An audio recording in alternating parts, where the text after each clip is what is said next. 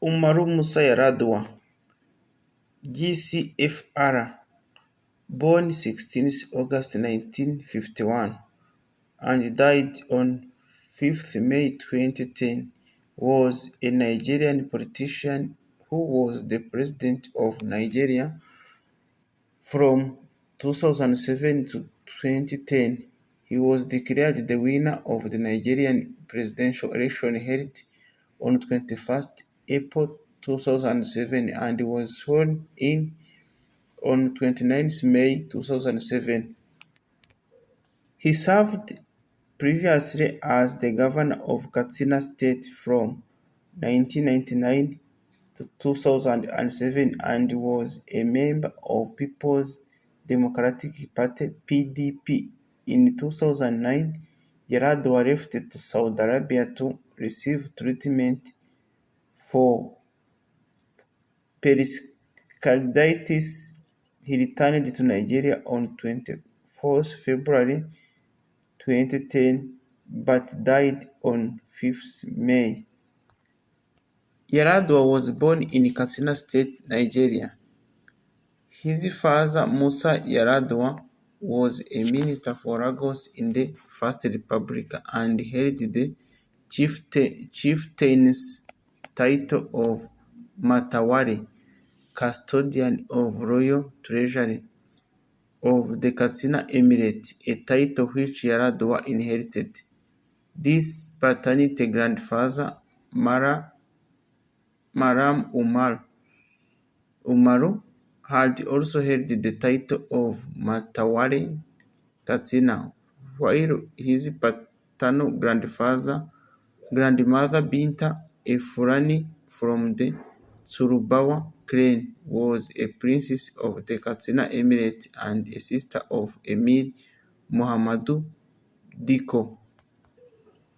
Alhaji Umaru Yar'Adua married Tulai Umaru Yar'Adua of Katsina State in 1975. They had 7 children, 5 daughters and 2 sons, and several grandchildren. Their daughter Zainab is married to the former Kebbi State Governor Usman Saidu Massam Dankigali. Another daughter of Umaru Musa Yar'Adua and Tulai, Nasif, is married to Isa Yugda, a former governor of Bauchi State. Her sister Mariam is married to Ibrahim Shema, the former governor of Katsina State. Yar'Adua was also married to Hawa Umar Lada from 1992 to 1997 and they had 2 children. Education background. He started his education at Lafuka Primary School in 1958 and moved to Dutzman Boarding Primary School in 1962. He attended the Government College of Kefi from 1965 until 1969. In 1971, he received a higher school certificate from Barewa College. He attended Ahmadu Bello University in Zaria from 1972 to 1975, where he obtained a bachelor's degree in education and chemistry and then returned in 1978 to pursue a master's degree in analytical chemistry. Yar'Adua's first employment was at Holy Child College in Lagos, 1975 to 1976. He later served as a lecturer at College of Arts, Science and Technology in Zaria, Kaduna State, between 1976 and 1979. In 1979, he began working as a lecturer at College of Arts and Science, remaining in this position until 1983 when he began working in the corporate sector. Yar'Adua worked as Sambo Funds Limited in Funtua, Katsina State as its pioneer general manager between 1983 and 1989. He served as a board member of Katsina State Farmers Supply Company between 1984 and 1985, member of Governing Council of Katsina College of Arts, Science and Technology Zaria and Katsina Polytechnic, between 1978 and 1983.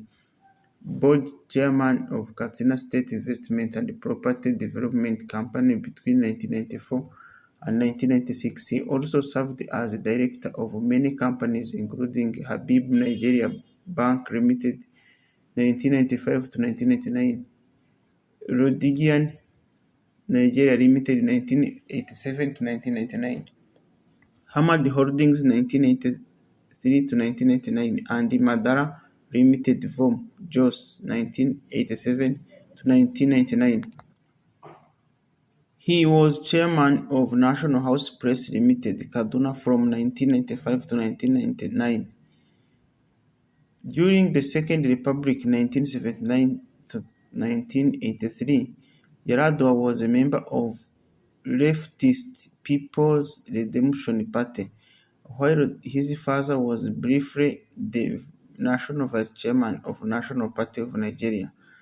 During the transition program of General Ibrahim Babangida to the Third Republic, Yar'Adua was one of the foundation members of People's Front of Nigeria, with other members such as Atiku Abubakar, Babagana Kingibe, Bola Tinubu, Sabo Bakini Zuwo, Wada Abubakar, Abdullahi Aliyu Sumaila, Abubakar Koko, and Rabiu Musa Kwankwaso, a political association under the leadership of his elder brother, the late Major General Shehu Musa Yar'Adua.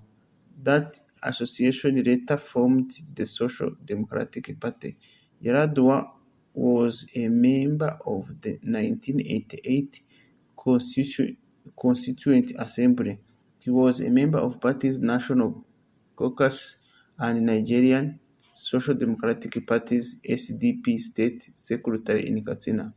He contested for the governorship position in 1991 election but lost to Saidu Bada, the candidate of National Republic Convention and an ally of Ibrahim Babangida. In 1999, Yar'Adua won the Katsina State governorship election. He was the first governor to publicly declare his assets. Yar'Adua's administration saw various developments in the state. Katsina became the fifth northern Nigerian state to adopt Sharia, or Islamic law. Education was prioritized and several schools were built in local areas. Yar'Adua also delivered on his promise of running an efficient public administration, with corruption significantly hampered. In 2003, he was re-elected for a second term in office, and his successor was Ibrahim Shema. Between 16th and 17th December 2006, Yar'Adua was chosen as presidential candidate of the ruling party, People's Democratic Party, for the April 2007 election, receiving 3,024 votes from party delegates. His closest rival, Rokas Okorocha, received 372 votes. Yar'Adua's success in the primary election was attributed to the support of incumbent President Olusegun Obasanjo. At the time of his nomination, he was an obscure figure on the national stage and has been described as a puppet of Obasanjo who could not have won the nominations under fair circumstances. Shortly after his nomination, Yar'Adua chose Goodluck Jonathan, governor of Bayelsa State, as his vice presidential candidate. Another view regarding the support he received from the President Olusegun Obasanjo is that he was one of the few serving governors with a spotless record, devoid of any suspicious or charges of corruption. He also belonged to the People's Democratic Movement (PDM) a powerful political bloc founded by his late brother Shehu Musa Yar'Adua, who was also Obasanjo's vice president during his military rule. In the presidential election held on 21st April 2007, Yar'Adua won 70% of the votes, 24.6 million votes, according to the official results released on 23rd April. The elections were highly controversial, strongly criticized by observers as well as two primary opposition candidates, Muhammadu Buhari of All Nigeria People's Party (ANPP) and Atiku Abubakar of Action Congress (AC). The results was largely rejected as having been rigged in Yar'Adua's favor. After election, Yar'Adua proposed a government of national unity in late June 2007. Two opposition parties, the ANPP and the Progressive People's Alliance (PPA), agreed to join Yar'Adua's government. Yar'Adua's new cabinet was sworn in on 26 July 2007. It included 39 ministers, including two for the ANPP national agenda. In August 2007, the administration unveiled a 7-point agenda to be the focal point of the administration's solution to the developmental challenges and stated the goal of elevating Nigeria to be among the 20 largest economies in the world by 2020. Infrastructure, power and energy, food security, wealth creation, transport, land reforms, security, education. Due to his illness and death, the administration was unable to realize the agenda. The power sector was not adequately funded, infrastructure deficit was not closed down, and the troublesome progress of reforming land use regulations hampered a reform of land tenure law. Electoral reforms. Umaru Musa Yar'Adua established a Presidential Electoral Reforms Committee to look into the legal factors, social and political institutions, and security issues that affect the quality and the credibility of elections in the country, and also to make recommendations on improving the credibility of elections. The Reform Committee was headed by Muhammad Uwais, a former Chief Justice of the Supreme Court. Among the recommendations of the committee was constitutional measures to make INEC truly independent, removing some of the activities of INEC with the creation of Electoral Commission and a parties regulation agency. It also recommended the speedy resolution of legal challenges of elections, presumably before the swearing-in ceremony of the victor of the seat being challenged. Illness. President Yar'Adua left Nigeria on 23rd November 2009 and was reported to be receiving treatment of pericarditis at a clinic in Saudi Arabia. He was not seen in public again, and his absence created a power vacuum which was usurped by a cabal. On 22nd January 2010, the Supreme Court of Nigeria ruled that the Federal Executive Council had 14 days to decide a resolution on whether Yar'Adua was incapable of charging the function of his office. The ruling also stated that the Federal Executive Council should hear testimony of 5 doctors, one of whom should be Yar'Adua's personal physician. On 10 February 2010, the Senate controversially used the doctrine of necessity to transfer presidential powers to Vice President Goodluck Jonathan and declared him as acting president with all the accompanying powers until Yar'Adua's return to the full health.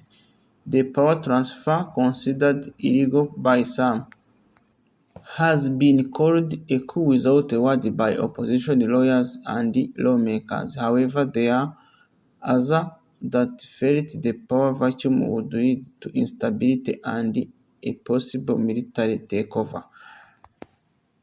In 2007, Umaru Yar'Adua, who suffered from a kidney condition, challenged his critics to a game of squash in an endeavor to end speculation about his health. On 6th March 2007, he was flown to Germany for medical reasons, further fomenting rumors about his health.